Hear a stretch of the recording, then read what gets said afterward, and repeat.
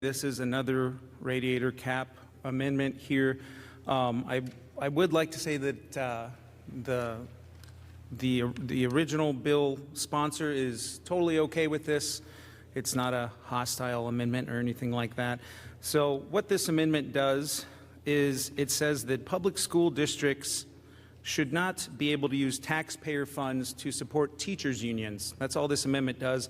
And I just want to show you the few things it does here to serve that purpose. So it says school districts may not use taxpayer funds to support teachers' unions.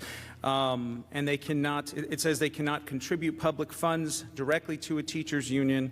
They cannot increase a teacher's pay with the understanding that the salary enhancement will be used to pay the teachers' union dues. They cannot collect union dues directly from teachers' paychecks. They cannot grant paid time off to teachers to engage in union activities unless, of course, the union reimburses the district for the value of the teacher's time. They cannot provide more personal contact information of teachers to a union that must be disclosed under the Idaho Public Records Act. And the last one, they cannot require or coerce teachers to meet or interact with a teachers' union. So that's what this amendment does. The two things it does not do, however, is it does not prevent teachers from forming unions or engaging in collective bargaining with school districts as they do now. And this doesn't cost anything. It should actually produce a modest cost savings or even a revenue increase for several school districts throughout Idaho. So with that, Mr. Chair, debate is open. Debate being open. Is there debate in opposition? Mr. Chair, debate in opposition. Senator Foreman. Thank you. These proposed amendments represent an attempt to radiator cap the bill and thereby circumvent the committee process and the will of the body as expressed in the body's previous vote on the substance of the proposed amendments. I encourage a no vote. Thank you, Senator. Is there any other debate in opposition? Senator Lent. Thank you. And as I understand, we only get two people, right? Yeah. All right. You know, we see this happen occasionally here. We give a little bit, but people tend to go for the juggler here.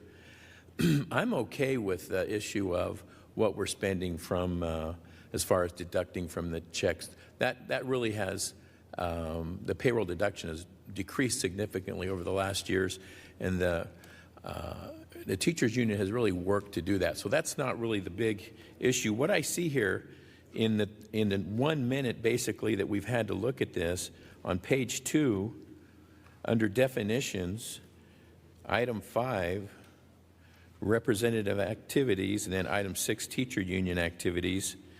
So if I understand this correctly, it's saying that they cannot participate in these things.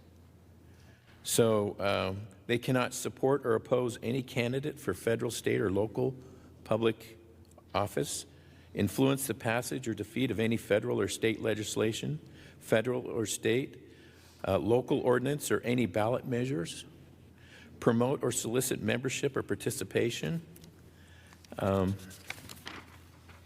E, participate in the administration, business, and internal governments of the teachers union.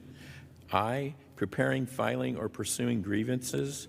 K, engaging in negotiations in any related mediation.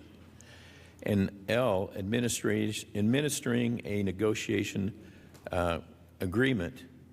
And M, participating in labor management committees. I, in my career, has had the opportunity to work with representation both in the corporate side and also in the public side as being a school board member for many years. What I've found is that a successful organization has to have employee voice. And what's happened is we have this bias that has been built into our culture that this is all negative. In reality, this employee voice works fairly well throughout our state, and we really do need this. And I will add this, that the good foreman of the, I don't know what number you are. 6. 6, senator from 6. He and I have been working very hard with stakeholders on a new thing emerging in Idaho called Idaho Kids Matter. And the IEA has come to the table and said they want to participate with that. They want to really change the culture of how they're viewed in our state and be positive and be a positive influence for education. This historical perspective of how we view this really needs to change. I think this is a direct shot. They're not only just doing what they're saying, this is a lot deeper than, and in just a few minutes, this is really out of line here. We don't need to go this far. Thank you, Senator. Senator Lenny, you're recognized to close debate. Thank you, Mr. Chair. Debate is closed. Debate being closed, the question is, shall amendment to the bill be adopted? All those in favor say aye. Aye. All those in favor say no. No. Chair's in doubt. All those in favor, please stand.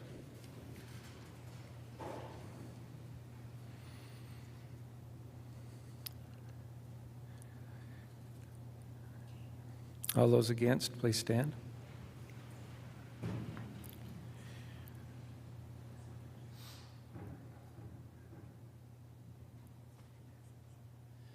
The amendment passes. If there are no objections, corrections title we considered read. Moved by Senator Lenny, seconded by Senator Carlson, that the correction to title be adopted. Shall the correction to the title be adopted? All those in favor say aye. Any opposed say no. Ayes have it. The correction to title will be adopted.